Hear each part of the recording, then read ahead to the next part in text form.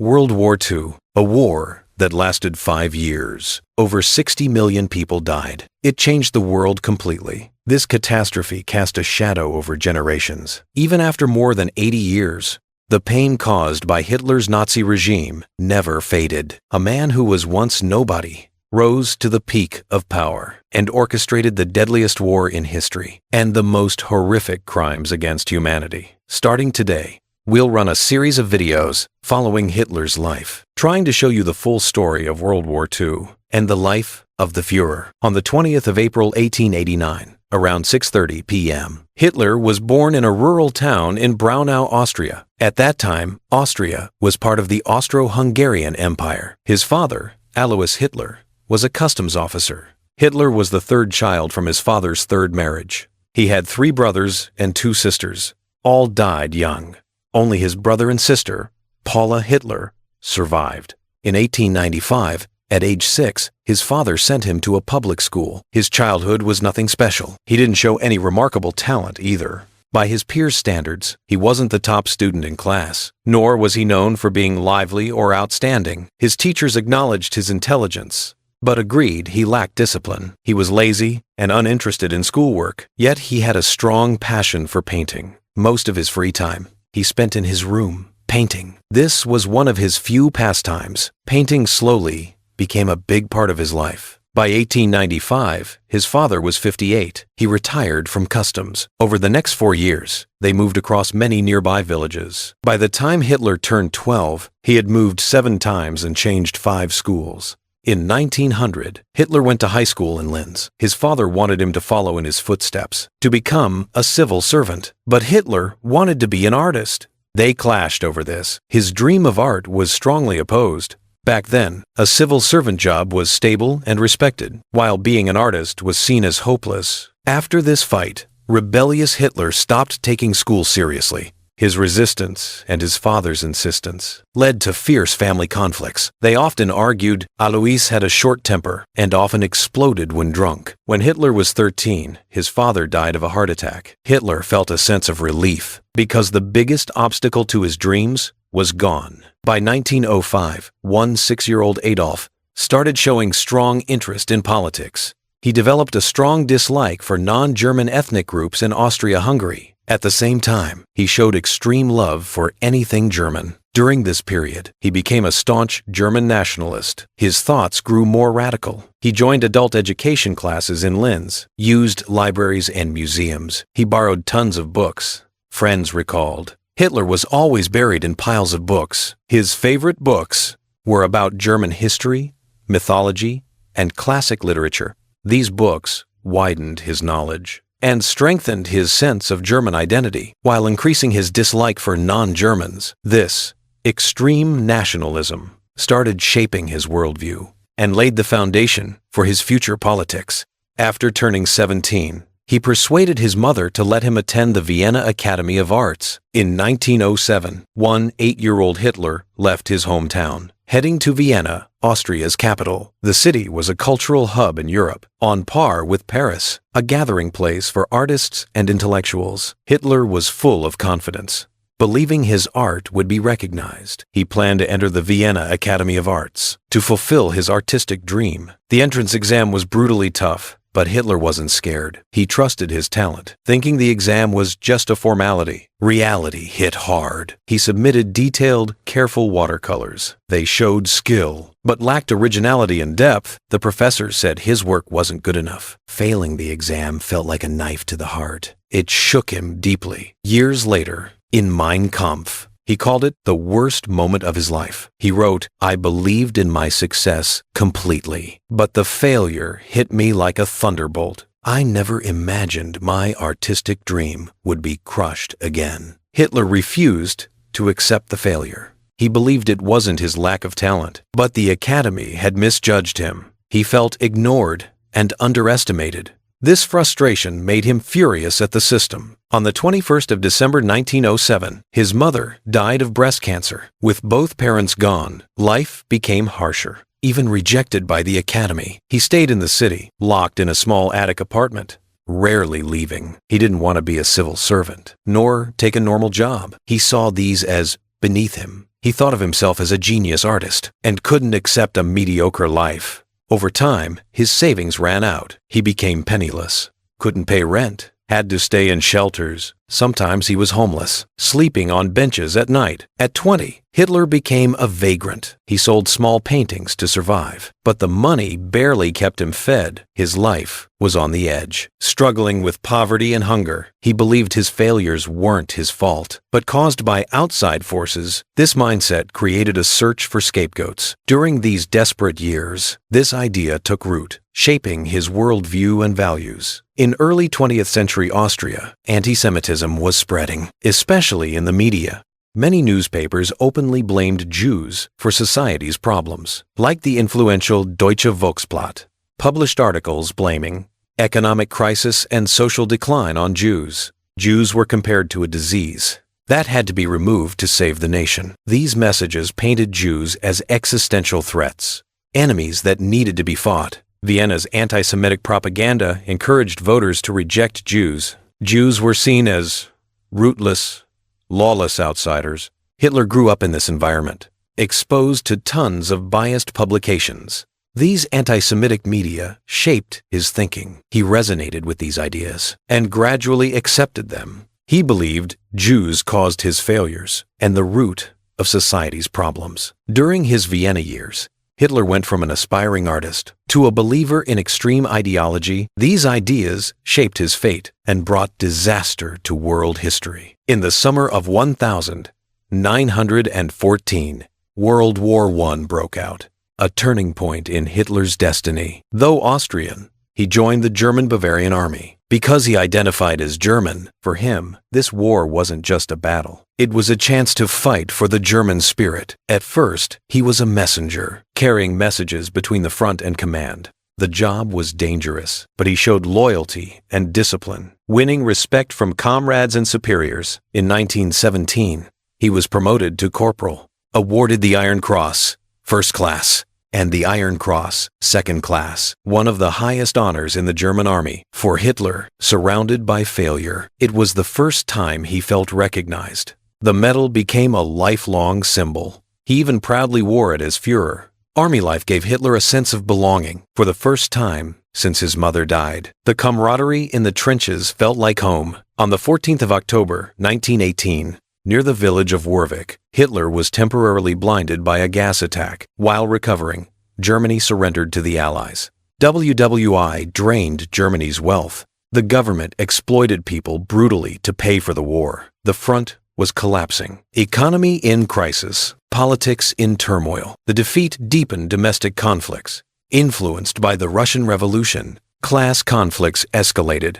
Germany erupted in the November Revolution. The revolution basically completed a democratic shift, establishing the Weimar Republic and drafting the Weimar Constitution. Because of chaos at home, the German army signed an armistice with France. On November 11, the Compiègne Armistice was signed. After WWI, the Paris Peace Conference lasted 6 months. The Allies imposed the Treaty of Versailles. Its goal was to weaken Germany. It forced Germany and its allies to accept war guilt, redrew German borders, recognized Poland's independence, ceded Alsace and Lorraine to France, restored France's pre-Franco-Prussian borders. Germany recognized Austria's independence and could never unite with it. Overseas colonies were divided among the Allies. Army limited to 100,000 troops. No tanks or heavy artillery allowed. Chief of General Staff was abolished. Germany had to pay £4.99 billion and 132 billion marks in gold. Germany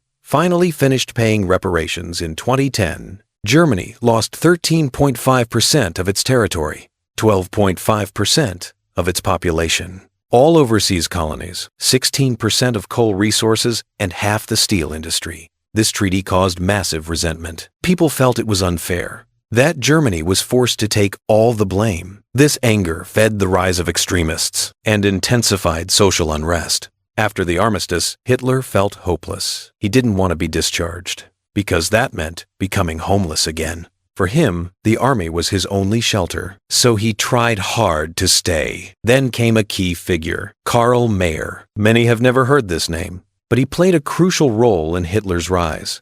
Mayer was an intelligence officer in the German army, tasked with monitoring and suppressing leftist elements. Germany was in chaos after the war. Leftist ideas spread among soldiers. The threat of Bolshevism worried the military. Mayer needed loyal men to help, to weed out radicals. Hitler stood out. He became Mayer's informant, reporting which soldiers were trustworthy and which weren't.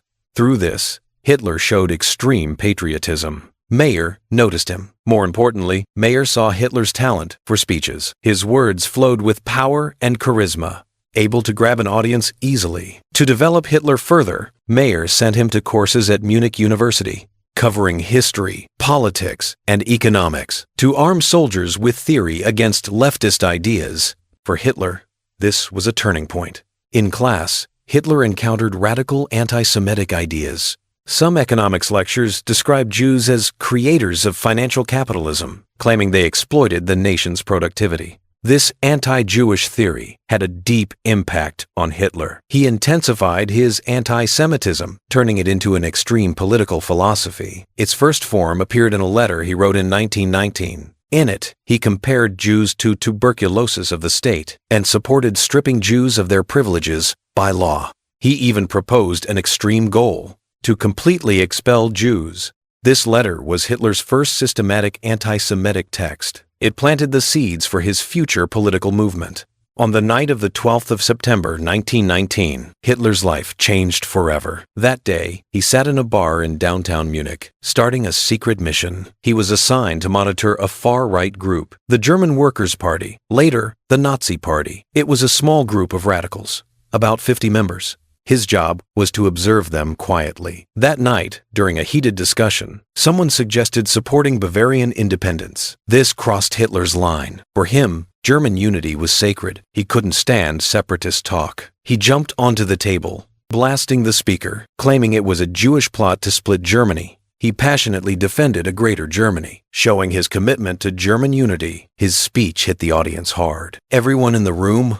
was stunned. His passion and belief drew everyone in. At that moment, Hitler realized his gift. He could stir crowds with his words. He felt a powerful connection with the audience, as if entering another world, and a satisfaction he had never felt. This was a landmark moment. Hitler's political career truly began. 2 days later, Hitler suddenly received a postcard. He was invited to join the German Workers' Party. He felt both annoyed and amused. It was like being an undercover agent. Eventually, he climbed to the top of the club. After some deep thought, Hitler decided he would become member number 96 of the German Workers' Party and serve as the 7th committee member of the leadership.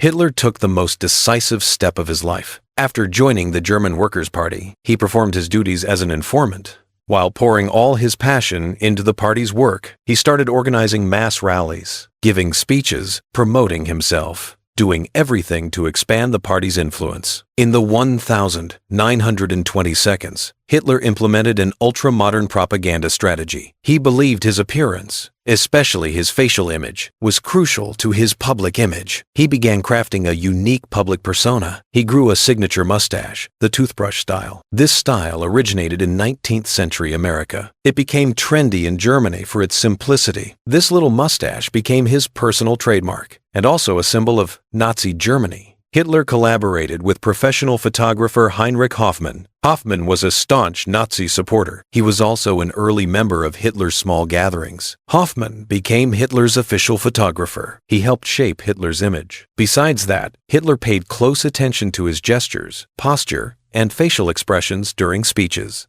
He constantly improved himself, learning to use dramatic gestures to amplify his speeches. He mimicked theater actors, practiced his stance in front of a mirror, aiming to impress the public. Hitler's speaking style was a stark contrast to President Hindenburg. Hindenburg always read speeches with no emotion or expression. Hitler, however, captured the crowd with intense gestures and passion. His gestures highlighted every point, making his image unforgettable. To boost recognition, Hitler demanded a party emblem. One night in 1920, he met with Nazi leaders to discuss the emblem. They finally chose the swastika. This symbol held deep cultural and racial meaning in Germany and the right wing. It represented German superiority and Aryan purity. Hitler not only adopted it, but borrowed elements from other parties: red, came from the communists. White came from the German Empire flag. The design made the Nazi flag visually striking. He also used organization and propaganda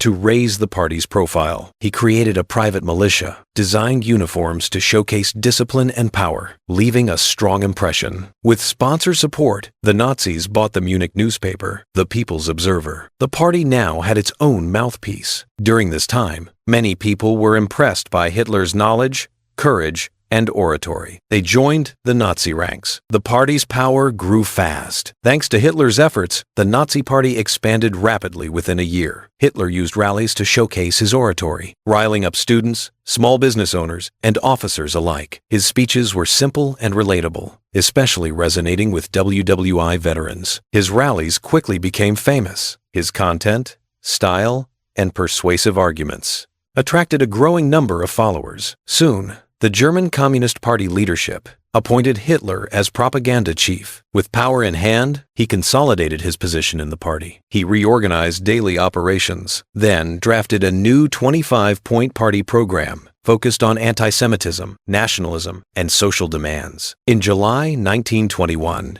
Hitler went to Berlin to connect with Northern nationalists, expanding the Nazi movement nationwide. Some party members opposed his leadership. Hitler rushed back to Munich, threatening to quit the party, forcing the party to make him the Führer, giving him command over everything.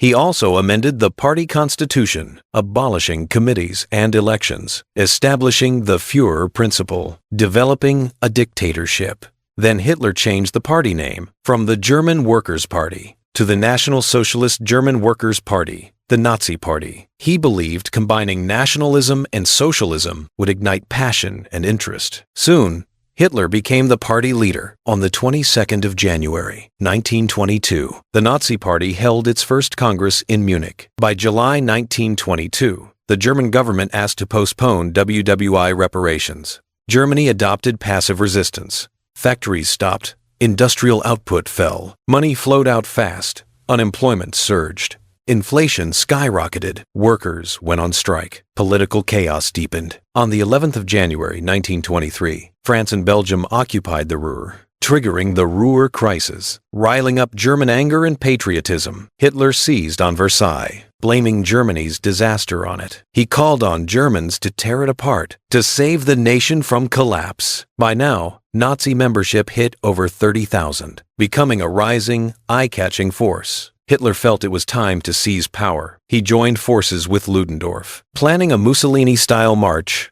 on Berlin, using violence to overthrow the Weimar Republic. On the 8th of October 1923, Hitler and Ludendorff led the SA. They targeted a beer hall in Munich during a meeting with Bavarian officials. That night, Munich's political and social elites attended. 20 minutes later, the gathering was abruptly interrupted. Hitler's loyal follower, Grün, stormed in with 25 armed SA members. Amid shouting, Hitler jumped on a chair, fired a shot at the ceiling, then jumped down to the podium, shouting that a national revolution had begun. A provisional national government was formed. Hitler passionately vowed to fulfill a pledge made 5 years ago, to tirelessly fight until a strong, free, and glorious Germany was restored. As he finished, the crowd erupted with "Germany above all." By 11 a.m. on October 9, 3,000 Nazi followers gathered outside the beer hall, marching through Munich's center with Hitler, Grün, and Ludendorff leading. They underestimated the government's power. The army and police were well organized and heavily armed. Street fighting lasted 2 days. The Nazi Party failed. The coup collapsed. Hitler was arrested and sentenced for treason. The government banned the Nazi Party and shut down their newspaper. 16 Nazis and 3 police officers were killed in the clash. In the preface of Mein Kampf, Hitler named them as martyrs. After the failed uprising, Hitler went to prison. The chief judge shared nationalist views with him, so Hitler was sentenced to just 5 years. Starting the 1st of April 1924, he actually served only 9 months. During this short term, he received special treatment, allowed special meals, stayed in a sunny single cell with 2 windows, could freely communicate, receive visitors, even accepted flowers and greetings on his birthday, allowed to walk outdoors with his secretary. Even behind bars, Hitler never gave up on power. He changed strategy, paused to think, decided to pursue leadership legally. His goal: win elections, become the undisputed leader. During 9 months in prison, he wrote Mein Kampf, over 600 pages, a detailed political manifesto, also a book full of extreme nationalism and racism. He outlined Aryan superiority and blamed Jews for Germany's problems. He compared Jews to disease, calling them parasites. Wherever Jews existed, the hosts would perish. Hitler declared Germany must reclaim lost lands, restore the old Germanic Empire, an empire that once spanned most of Europe. His goal: ensure Germans got their rightful land, including Austria, Hungary, Czechoslovakia, Poland. Even Russia was in Hitler's expansion plan. His political philosophy took shape and would form the basis for his campaigns. On the 4th of January 1925, Hitler visited the Bavarian prime minister after prison, admitted the 1923 coup was a mistake, and promised to follow the law from now on. By February, the Bavarian government lifted the ban on the Nazi Party and its newspaper. The Nazi Party officially reformed on February 27. Hitler regained his dictatorship status in the party, but he was banned from public speeches. By 1928, the Nazi Party could take over government affairs. After hard times, Hitler reorganized the SA into hundreds of thousands strong. Their job: protect Nazi rallies, disrupt other parties, and intimidate Hitler's opponents. He later created the SS, making them swear loyalty directly to him. In 1929, the Great Depression hit, bringing unprecedented economic disaster to Germany. A global crisis. Unemployment soared. Families plunged into poverty. By the end of 1929, 1.5 million Germans were jobless. Inflation worsened. The currency became nearly worthless. The economy hit rock bottom. Social unrest spread. During this chaos, Hitler and the Nazi Party began to gain influence. Traditional parties and government institutions were helpless, unable to solve the crisis or revive the nation. Many Germans lost trust in the political system. They looked for alternatives. Hitler blamed the crisis on government incompetence, on accepting Versailles, paying war reparations, and socialist policies. Previous governments destroyed everything in Germany. Through speeches and propaganda, Hitler offered hope. He promised to restore Germany's glory and rebuild a strong nation. His words were passionate, fused with nationalism and a response to economic crisis. He attracted masses anxious about the future. For those hit by depression, Hitler offered a blueprint they could trust. The Nazi Party became a go-to alternative. Middle and lower classes hit by the crisis found what they needed in Nazi propaganda. Masses flocked to the party. From 1,928 to 1,933, membership rose from 100,000 to 350,000, 800,000, then 1 million. As the Nazis rose, Germany's politics split among the Communists, Hitler's Nazis, and the Social Democrats. That year, Hindenburg's presidential term ended. Elections were set for March. By 1932, amid government chaos, frequent chancellors, economic depression, and political upheaval, Hitler decided to run for president. In 1923 alone, he gave 209 speeches. He even hired a plane, visiting 21 cities in a week. Hitler's fame soared across Germany, thanks mostly to propaganda minister Joseph Goebbels. Hitler was the first German politician to fly around for campaigning. The aerial tours worked brilliantly. Eye-catching campaign posters helped too. On the 10th of April 1932, the vote was Hindenburg, 53%, Hitler, 36.8%, Hellman, 10.2%. Hindenburg won again. After a political dip in 1932, Hitler's situation grew complicated. The SA clashed with the Defense Ministry on nationwide election day. Hindenburg banned the SA and its subordinate SS, a heavy blow to the Nazis. The SA and SS were indispensable to the party. Meanwhile, Hitler's relentless spending to win votes piled up party debt. Facing powerful enemies and unachievable political ideals, Hitler even wrote in private letters that he might commit suicide. Yet politics didn't go his way. In the second half of 1932, the Nazis saw a political turnaround. Despite setbacks, parliamentary struggles continued. Policies by President Papen failed to ease the crisis. Hindenburg was disappointed and considered backing ex-Chancellor Schleicher, Papen, to block Schleicher, conspired with right-wing leaders and industrialists, planning to use the Nazis to counterbalance Schleicher. This gave Hitler a lifeline. With Papen's help, the Nazis won 37.4% in the July 1932 election, becoming the largest party in parliament. After the win, Hitler demanded to replace Papen as chancellor and 5 ministerial posts for the Nazis: Interior, Agriculture, Education, Justice, Aviation. Hindenburg flatly refused, telling Hitler to be vice-chancellor under Papen. But Hitler avoided direct conflict with Hindenburg. He used a clever strategy, allied with the Center Party against Papen, pushing to topple Papen's government. Meanwhile, the Communists also filed a no-confidence vote, forcing Papen out in parliament. At this point, politics was dominated by Nazis and Communists. Both vied for power.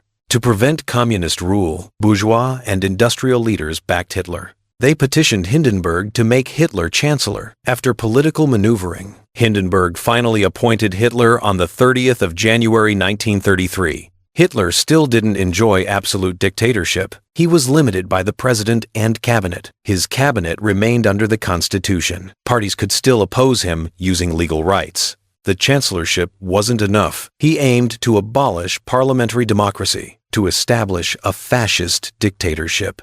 Holding administrative power wasn't enough. Hitler needed law to let him rule unchecked. This law would create a fascist dictatorship legally. Once in power, Hitler demanded Hindenburg dissolve parliament. New elections were set for the 5th of March 1933. The Communists were the second largest party, holding 17% of seats, and opposed the Special Enabling Law. To gain a majority, Hitler needed to crush the Communists. On the 27th of February 1933, at 10 p.m., Berlin firefighters got a call. The Reichstag was on fire. It wasn't put out until 11:30 p.m. Inspecting the scene, they found a naked, shivering man. His name was Marinus, a Dutch communist newly arrived in Germany. During the fire report, Hitler was dining with Goebbels in Berlin. He got the urgent call. Hitler, Goebbels, and Vice-Chancellor Papen drove to the Reichstag. There, they met Grün. Grün said it was a captured communist. Hitler claimed it was a communist revolution signal. The next day, Hitler spoke on the Prussian radio,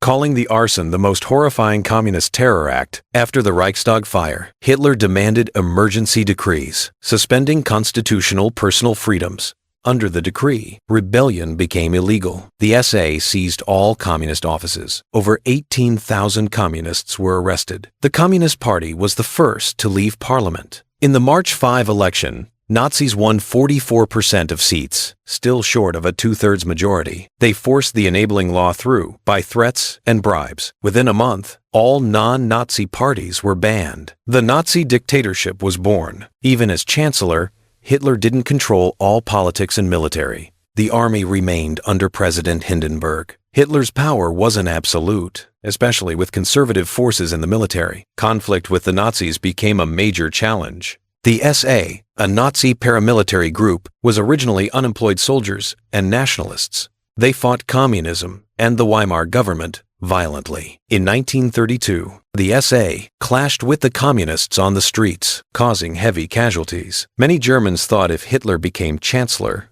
the streets would be controlled, so he gained wide support. But after coming to power, Hitler found tensions with the army high. SA Chief Röhm wanted to make it a new army, even proposed replacing the traditional Prussian army. The military leadership strongly opposed it. Other Nazi leaders like Göring, Himmler, and Goebbels feared Röhm's power expansion, seeing it as a threat to their interests. Hitler knew if the SA issue wasn't solved, it could destabilize the party or trigger civil war. In June 1934, conservative forces, military and industrial, pressured him. Vice-Chancellor Papen warned that ignoring the SA could trigger a political crisis.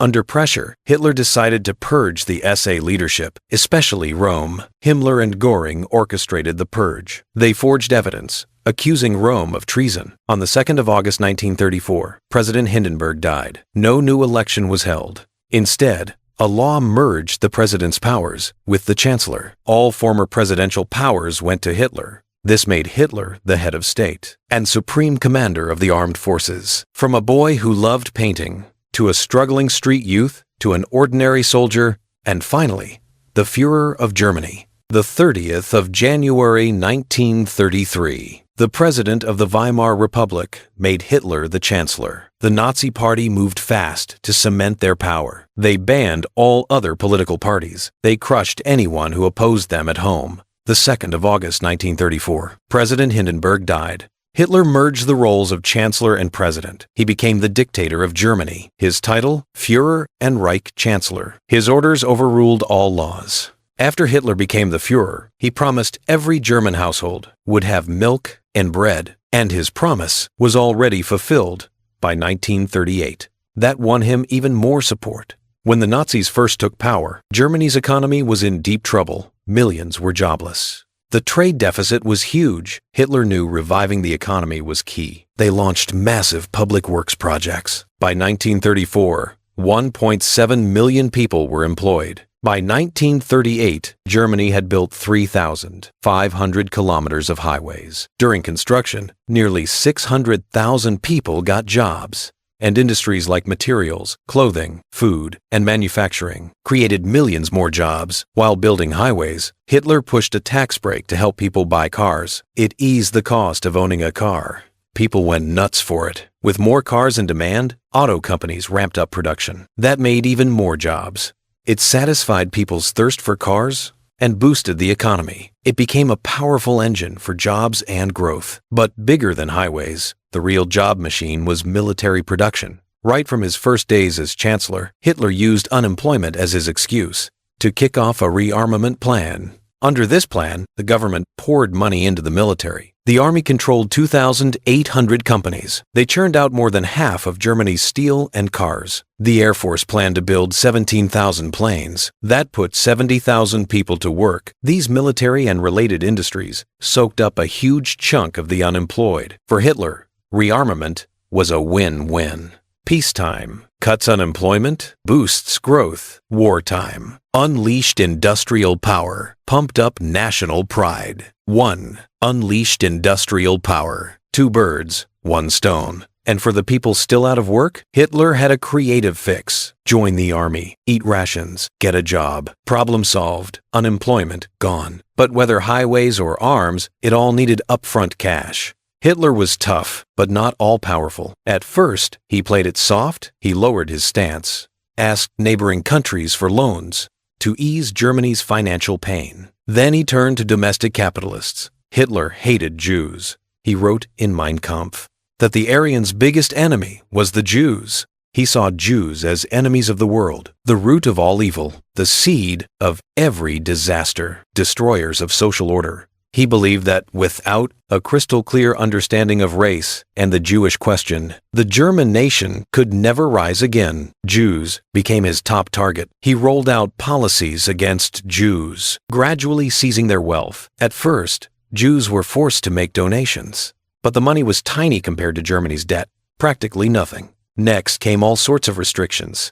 Starting in 1933, the Nazis ruled with absolute power, and a massive anti-Jewish campaign began. That same year, the government kicked all Jewish officials out and purged Jews from the army, police, and courts. Anyone they deemed inferior. The Nuremberg Laws passed in 1935. It legally defined who was Jewish. Anyone with at least one Jewish grandparent was considered Jewish. By 1938, Jews were banned from almost all jobs. The Nazis sparked Kristallnacht, the night of broken glass. On October 28, 17,000 German Jews were kicked out of Germany overnight and dumped at the Polish border. Poland initially refused to take them in. They got stuck on the border until Germany pressured Poland to accept them. Among them was a Polish Jewish family that settled in Hanover in 1911. Their son, Herschel Greenspan, was staying with his uncle in Paris. On November 3, he got a postcard from his sister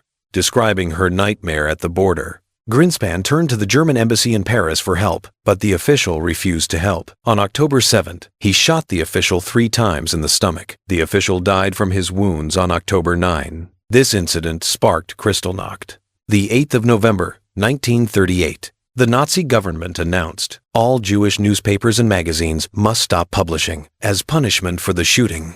On the night of the 9th of November 1938, Hitler and propaganda chief Goebbels were about to attend the 15th anniversary of the Beer Hall Putsch in Munich. When they heard about the shooting, Hitler leaned in to whisper to Goebbels. They conferred briefly. Then Hitler said, "Let the SA handle it," and he walked away. Goebbels egged it on, saying, "Tonight, there will be a spontaneous anti-Jewish protest. The party should not interfere." This made the violence look like a grassroots uprising. At 1:20 a.m., on the 10th of November 1938, Heinrich Himmler, head of the SS, Gestapo, and security services, immediately ordered his men not to stop the protests. Synagogues could be burned, but German property must be safe. Jewish shops and homes could be smashed, but no looting. Jews, especially wealthy ones, were to be arrested. The number depended on prison capacity. From the night of October 9th to the early morning of the 10th of October 1938,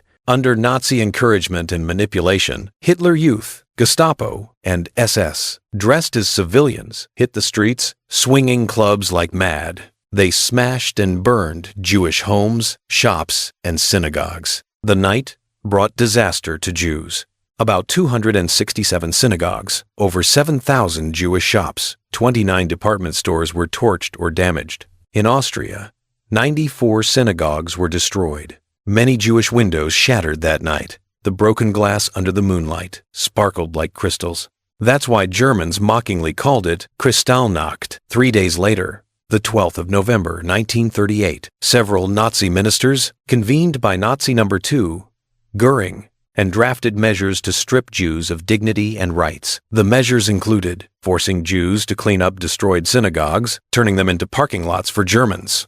Every Jew had to wear a humiliating J badge. They even forced persecuted Jews to pay 1 billion marks to the Nazis. These actions forced Jews into submission, stripped of rights and property, and Hitler poured that money into state industry. The economy stabilized, jobs went up, prices steadied. Hitler's military expansion moved forward. It was a big step toward his dream of world domination. WWI had killed 1.8 million Germans. To grow the population, the Nazis pushed that the most important thing in life was picking a mate. If you could have kids, you shouldn't live childless. Marriage meant reproduction and raising children. The slogan pushed for more births. Germany issued certificates, giving each couple 1,000 marks for furniture and housing. To buy home essentials, to grab living space, Hitler, in his first 6 years, successfully rearmed and expanded the military. October 1933. He pulled Germany out of the League of Nations and disarmament talks. Late September 1934. He secretly ordered rearmament. By spring 1935, he made it public. The army grew from 100,000 to 300,000, breaking the Treaty of Versailles openly. Western nations protested hard. Britain, France, and Italy all objected. They even made a defense pact, but it stayed on paper, never enforced. 1936. Hitler decided to push bold diplomatic and military moves to strengthen his power and test the world's reaction to Germany's expansion. He marched into the Rhineland, a demilitarized zone. It was a major breach of Versailles and the Locarno Treaty. He originally planned this for 1937, to occupy the Rhineland. But changes in world politics made him move it up. In 1935, France signed a mutual aid pact with the USSR, aiming to curb Germany. Hitler saw it as encirclement. He used it as an excuse to declare the Locarno Treaty void. Italy was busy fighting Ethiopia. Hitler judged Italy couldn't defend the Stresa front. Britain and France were half-hearted too. The alliance was weak. Also, from 1935 to 1936, Germany faced an economic crisis. Hitler needed tough foreign and military moves to distract people from the economy. All this together made him move into the Rhineland in March 1936. He wanted to test the treaty signers, especially France and Britain, and boost his reputation at home. The 7th of March, 1936, German troops marched into the Rhineland. This zone was supposed to be demilitarized under Versailles and Locarno. Germany wasn't allowed troops or military works here, but Hitler was careful. He sent just 3,000 men, He ordered them to retreat if France intervened. But they met zero resistance.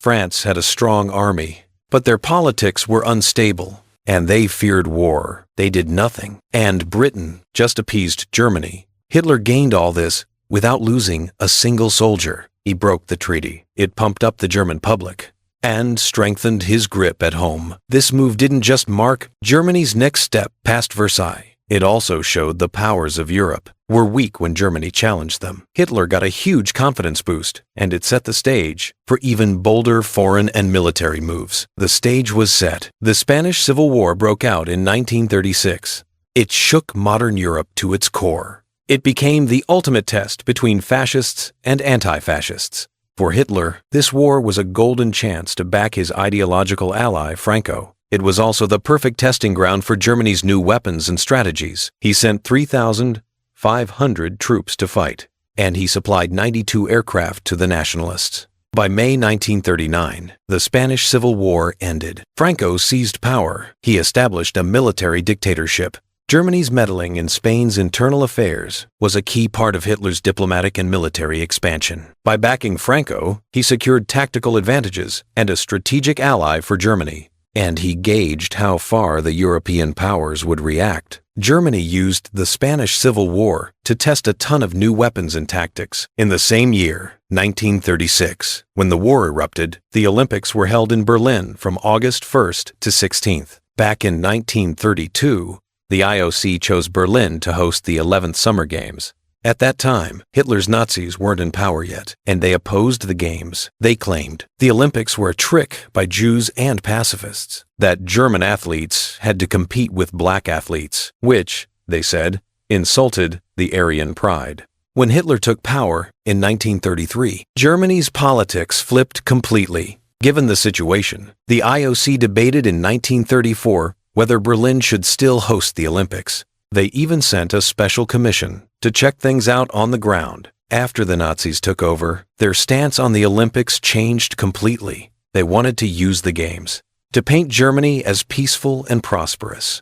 They flooded the world with tons of propaganda showing Germany thriving. They spent a fortune, built a massive stadium for 100,000 people, a 20,000-seat swimming arena, gymnasiums, basketball courts, you name it.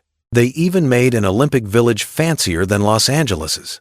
At the opening ceremony, Hitler showed up as a peace ambassador, spreading a fake sense of goodwill to the world. The stadium was plastered with Nazi flags. German fans chanted Nazi slogans in unison. It was spectacular, but dripping with politics. Later, according to IOC chief Willy Daume, he'll never forget the grand celebration at the Reich Chancellery. When Hitler said the 1,940 Olympics would be in Tokyo, we'll use our Zeppelins to send thousands of German fans to cheer for you. And from 1944 onward, the Olympics would forever be in Berlin. Even though Nazis were pushing Aryan supremacy, American black athlete Jesse Owens stole the show. He snagged 4 gold medals, smashing Nazi racial theories with pure talent. Owens' wins made Hitler super awkward. He even refused to shake his hand. The 1936 Berlin Olympics was the most politically charged games ever.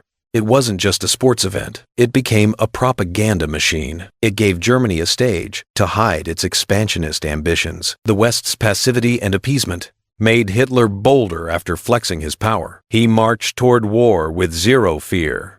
In November 1936, Germany and Japan signed an anti-communist pact. By September 1937, Italy joined in. Germany, Italy, and Japan officially formed the fascist bloc. The Axis powers were born. Hitler finally broke free from Versailles' chains and Germany's diplomatic isolation. So on October 5th, 1937, he called top generals and ministers together and told them that by 1943-45 at the latest, Germany had to solve its Lebensraum issue to seize living space and resource bases right on Germany's borders. Austria and Czechoslovakia were the first targets. By this time, Germany had a serious military force. Its economy was also improving. Hitler felt he had the green light. He started putting his plan into action. The Anschluss with Austria was a key step in uniting the German people and pushing Germany's expansion. In 1938, Germany annexed Austria. It broke Versailles' limits and laid the foundation for Hitler's bigger ambitions, expanding Germany's living space. In the 19th century, Germany was split into many small states. Austria, a key part of the German cultural sphere, vied with Prussia to lead a united Germany. Prussia was seen as the unifier, the legitimate predecessor of the German Empire, and the direct ancestor of today's Federal Republic of Germany. The idea of a Greater Germany was shelved after the Austro-Prussian War of 1866.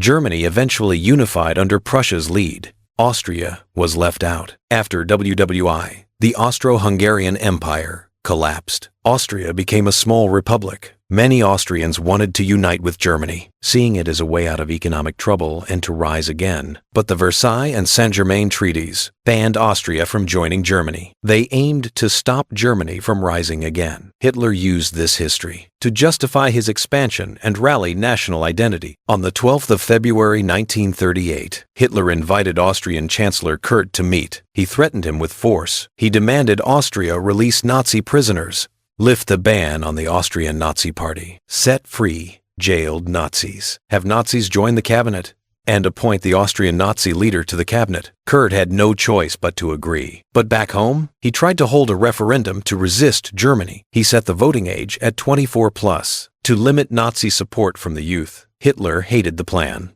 He called it a fake vote and refused to recognize the results. On the 11th of March 1938, Hitler issued an ultimatum demanding Kurt resign immediately or face military action. Kurt turned to Britain and France for help, but they stayed out of it. Kurt resigned that night. On the 12th of March 1938, German troops marched in without resistance into Austria. By March 14, they reached Vienna, cheered by crowds lining the streets. March 15, Hitler spoke at Heroes Square, declaring Austria part of Germany. The Anschluss broke Versailles' rules. Germany expanded its territory for the first time, showing Hitler was openly defying the post-war order, and Britain and France's appeasement only made him bolder. After the annexation, Austria was rapidly Nazified. The Anschluss directly threatened Czechoslovakia and neighbors. Tensions in Europe spiked. Hitler's next target, the Sudetenland, was right around the corner. After Austria, Hitler plotted the attack on Czechoslovakia. Czechoslovakia sat in Europe's heart. Its location was crucial. Its military industry was strong, rich in minerals. It was a multi-ethnic nation. About 3 million ethnic Germans lived there, mostly in the Sudetenland. As early as June 1937, Nazi Germany had drafted the Green Plan for invasion. By March 1938, after annexing Austria, they aimed at Czechoslovakia. Claiming to support German self-determination, they massed troops on the German-Czech border, threatening war. In response, Britain and France just protested verbally. They took no real action. Hitler saw that Britain and France hated war risks, so he used the infamous Munich Agreement to grab all of Czechoslovakia without firing a shot. The Munich Agreement, on Sept 29 to 31,938, brought together leaders of Britain, France, Nazi Germany, and Italy. They signed a treaty at the Munich Conference. Britain and France, desperate to avoid war, sacrificed Czechoslovakia's interests, handing the Sudetenland to Nazi Germany. For Germany, it boosted economic and military power and strengthened Hitler's grip at home. It painted the Führer as a conquering hero, massively boosting his dictatorial power and prestige. The signing of Munich marked the peak of Britain and France's appeasement. It also hurt them badly. Britain betrayed its ally France, abandoned its own allies. This made small European nations drift away from Britain and France. France's alliance system collapsed. Its position on the continent was shaken, paving the way for Hitler's next move. Hitler saw through Britain and France's weakness, and he ran rampant across Europe without fear. The USSR saw Britain and France's lack of seriousness and courted Germany secretly, continuing their appeasement by diversion policy. Stalin, aiming to protect the USSR, decided to abandon joint opposition with Britain and France. Instead, he kept a facade of friendship with Nazi Germany to buy time and space to prepare for Germany's future attacks. Meanwhile, Hitler, to carry out the White Plan of the 3rd of April 1939, wanted to avoid dragging the USSR into a war over Poland, which would cause a two-front war for Germany. So he signed the Molotov-Ribbentrop Pact with Stalin, plotting with the USSR to split Eastern Europe. On the 1st of September 1939, Hitler announced that Poland attacked Germany,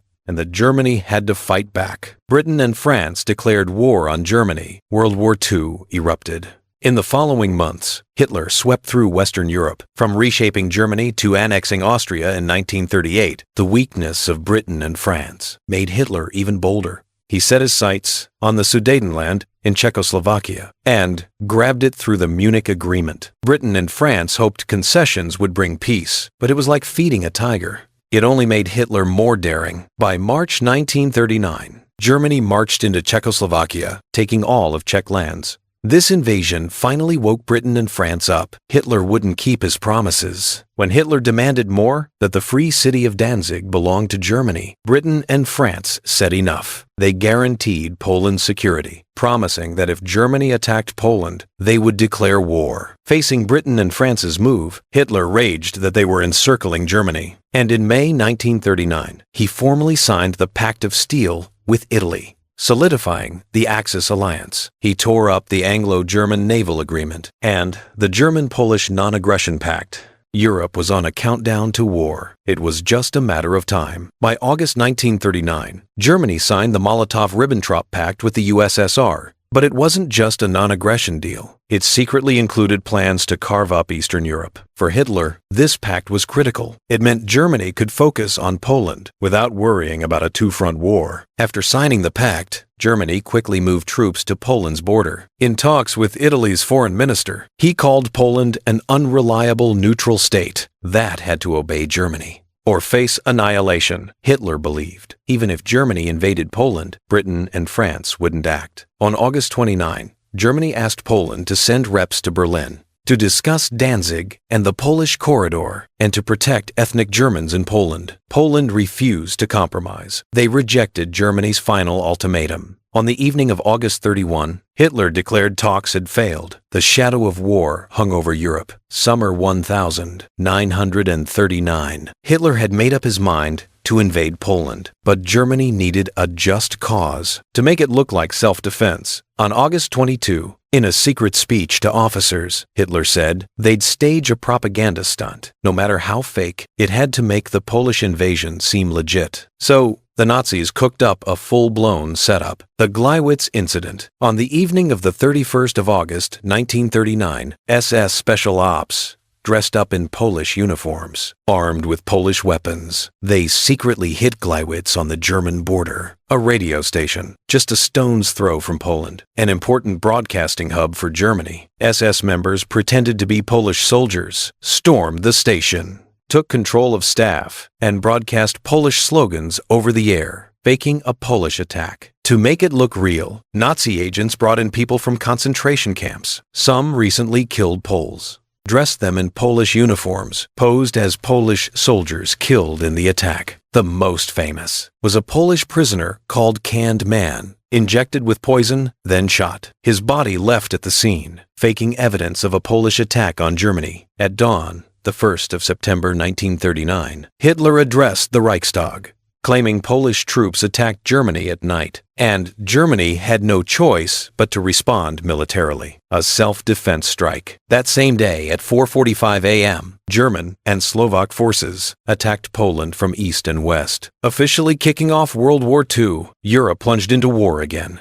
Germany sent 58 divisions, 2,800 tanks, 2,000 planes, 6,000 guns. The Blitzkrieg strategy relied on lightning-fast strikes, breaking through multiple points simultaneously, leaving the enemy paralyzed. Step 1. Airstrikes. Seize air supremacy. The Luftwaffe hit first, blasting airports, railways, comms, crippling Polish command. They lost control of the battlefield. Step 2. Rapid advance. Tanks smashed through defenses. Armored units and motorized infantry moved together. No reliance on static lines. Instead, tanks tore into enemy positions, cut supply lines, encircle them. Polish troops fell back fast. Step 3.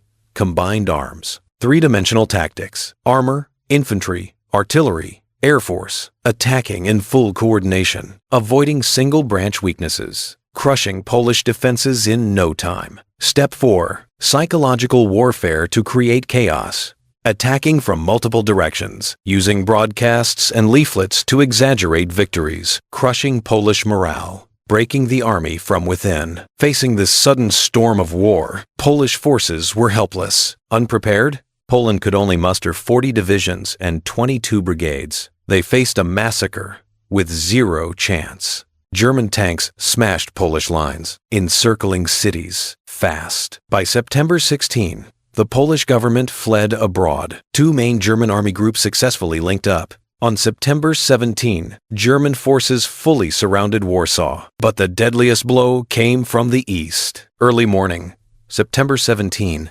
Soviet troops crossed eastern Poland, pushing deep into Polish territory. The Soviets mobilized 800,000 soldiers, 4,700 tanks, 3,800 planes. Moscow claimed the Polish government had collapsed, and they had to protect Ukrainians and Belarusians from the chaos of war. But in reality, the Soviet Union was just carrying out the plan to carve up territories with Germany. According to the secret clauses of the Molotov-Ribbentrop Pact, Eastern Poland, the Belarusian and Ukrainian regions, would be swallowed by the USSR. In the spring of 1940, Stalin ordered the execution of around 22,000 Polish officers, intellectuals, and elites. This became known as the Katyn Massacre. These Polish officers were originally POWs, but the Soviets thought they could lead a future rebellion, so they decided to execute them outright, to completely wipe out Poland's elite. This was one of the bloodiest crimes the USSR committed in Poland. It stayed hidden for decades. Just a day after the Blitz on Poland, Britain and France officially declared war on Germany. But they didn't move an inch. They got stuck in months of phony war. Their armies stayed put, letting Germany grow stronger and carry out its war plans without worry. The Polish campaign showed off Germany's mighty war machine and exposed Britain and France's hesitation. It made Hitler bolder than ever. Poland fell under occupation, but its government never surrendered. They set up a government in exile in Britain and kept organizing resistance. Poland's fall marked a total shift in Eastern Europe, and Germany's blitzkrieg victory sent the world into shock, and Hitler wasn't stopping there. In 1939, war flames engulfed Europe. The USSR took the chance to expand its influence. In the secret protocol of the Molotov-Ribbentrop Pact, Germany and the USSR privately divided spheres of influence in Eastern Europe. The Soviets used this agreement to meddle in Poland and Lithuania's politics and military, and forced the Baltic states, Estonia, Latvia, and Lithuania to accept Soviet troops. By 1940, they got fully annexed, but the USSR wasn't done yet. Next up,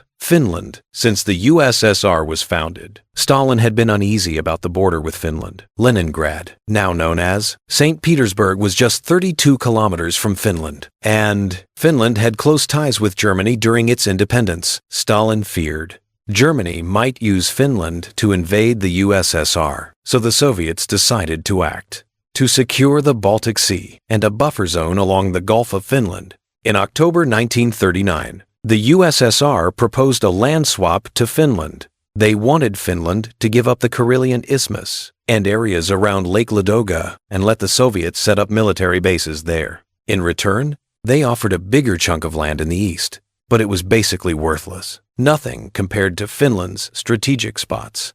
Finland said no, so the Soviets cooked up an excuse to invade. On the 26th of November 1939, at Manila, near the Finnish border, they shelled their own troops, then blamed Finland, using it as the perfect excuse to invade on November 30. Winter War erupted. The Soviets thought Finland was weak, planning to conquer it fast, turn it into a puppet or Soviet republic. They threw in way more troops than Finland, over 1 million soldiers, while Finland had only 300,000, 6,000 tanks, 3,800 planes. Finland had just 32 tanks and 114 planes. On paper, the USSR should have crushed Finland, but reality had other plans. Because since 1937, Stalin's Great Purge had killed or jailed tons of top generals. The Red Army lacked experienced commanders. Early on, they were chaotic. tactics were rigid. Mistakes happened non-stop. They couldn't adapt to the battlefield at all. Meanwhile, Finnish soldiers knew the land. Masters of winter warfare, they exploited slow Soviet advances and poor command, cut enemy units apart, encircle, and annihilate. Soviets paid a heavy price. Early losses were brutal. They couldn't break Finnish lines. By early 1940, the Soviets changed tactics, fired useless commanders, put seasoned leaders in charge, switched to heavy artillery bombardments, and mass infantry assaults on Finnish lines. Backed by massive reinforcements and supplies, by February, Soviets finally broke through. Finnish lines were hanging by a thread. In March 1940, Finland was forced to surrender, signing the Moscow Peace Treaty. They lost 11% of their land and 30% of their economy. But Finland kept its sovereignty. It wasn't annexed. The Soviets suffered badly too, 326,000 dead. Finland lost 25,000 tanks, planes, weapons, gone, exposing serious flaws in the Red Army. This war showed the world the Red Army's weakness and made Hitler think, hey, they're not that tough. Meanwhile, Western Europe was oddly quiet. Britain and France declared war, but didn't fight yet. This period became known as the Phony War. But the calm didn't last long. Spring 1940, Germany went full throttle. War spread fast across Western Europe. In February 1940, the USSR and Germany signed a trade pact, deepening economic cooperation. The USSR sent tons of raw materials, oil, food, metals, you name it, keeping Germany stocked for war. Germany sent advanced military and industrial gear in return. German war industry heavily relied on Swedish iron ore, and it mostly shipped through Norwegian ports. On the 8th of April 1940, Britain launched Operation Wilfred. They mined Norwegian waters, trying to cut German supply lines. To block the iron ore flow, Germany had to act fast to secure its crucial resources. So the next day, they launched a threat exercise, invading Norway and Denmark. Nazis claimed they were protecting the two countries' neutrality. But the real goal? Norwegian ports keep iron ore flowing and stop Britain from blocking Baltic exports. Denmark faced German demands for protection and surrendered immediately, becoming a German protectorate. Norway refused Germany's ultimatum, fighting hard, but they were outmatched. On June 1, Norwegian forces had to lay down arms. Norway officially fell, and Britain and France's intervention failed miserably. The British Expeditionary Force moved too slow in Narvik and other areas.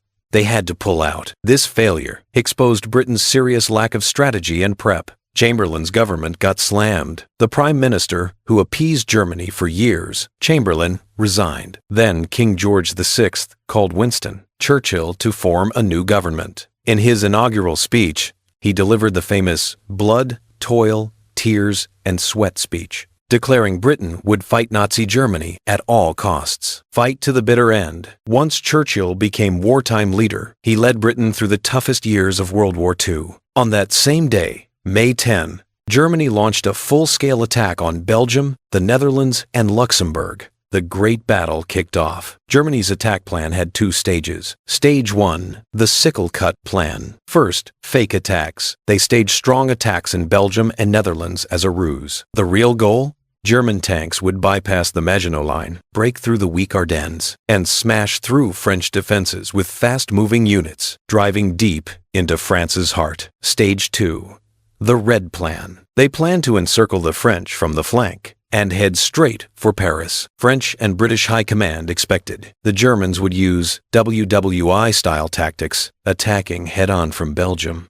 So, they sent their main troops to Belgium. But Germany's blitzkrieg strategy blew their minds. On May 20, Germans cut off Allied escape routes, encircling 40 divisions, around 400,000 troops. Then German forces reached the English Channel coast. Allies were squeezed into a 50-kilometer stretch around Dunkirk. Facing total annihilation, Britain launched a massive evacuation. French troops delayed Germans in Lille, saving over 100,000 soldiers.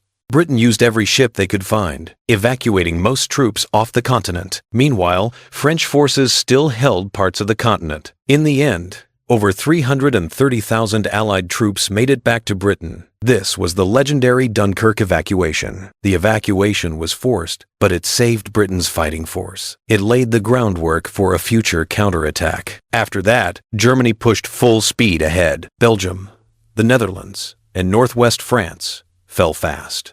Germany gradually occupied these countries and kept advancing toward Paris. On June 5, German forces flanked France, surrounding the first line of the Maginot Line, and pushed south. The remaining 60 French divisions fought desperately, but couldn't overcome German air superiority and the mobility of their tanks.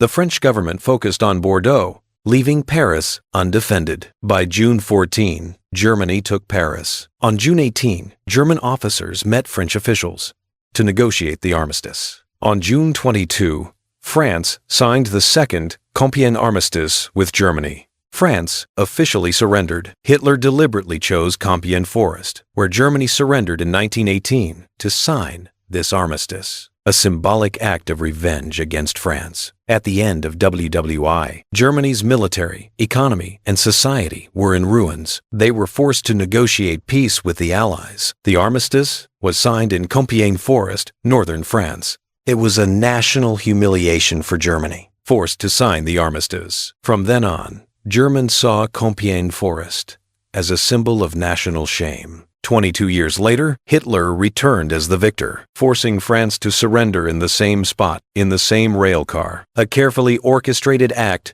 of revenge and humiliation. When Hitler heard France surrendered, he left before the ceremony was even finished. He felt his revenge was complete. No need to watch the French grovel any longer. German photographers captured every moment. Later, it became key Nazi propaganda. The armistice terms included Germany occupying most of northern and western France, the south governed by the Vichy puppet regime. French forces were disarmed. Their navy came under German control. Afterward, Hitler ordered the railcar used for signing the armistice to be blown up, erasing the symbol of German humiliation once and for all.